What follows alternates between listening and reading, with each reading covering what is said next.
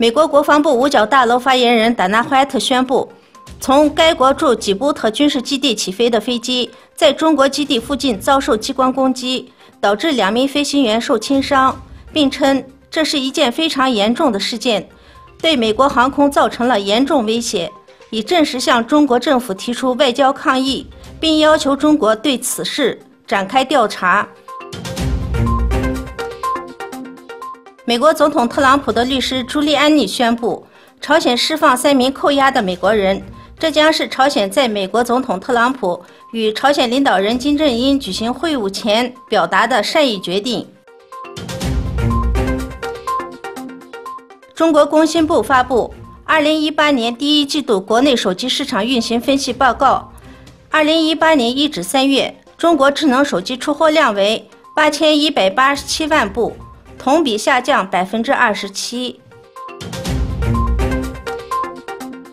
欧盟委员会称，失业率持续下降，现在大约处在本世纪经济危机前的水平。预计2018年和2019年的失业率将分别从2017年的7.6%降至7.1%和6.7%。虽然2018年1季度通胀疲软，但此后几个季度将回升。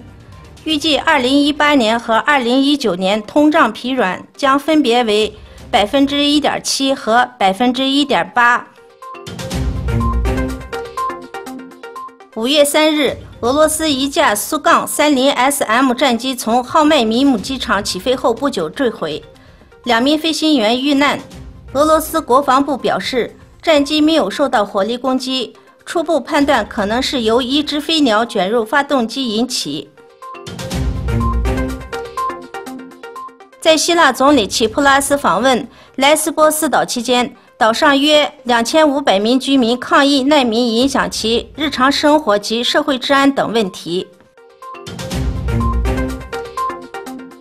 一个天文学家团队宣布，首次在系外行星大气层中发现了氦气。据悉，这颗系外行星距离地球约200光年，位于处女座方向。虽然这颗系外行星与木星大小相当，但它只有木星质量的12%。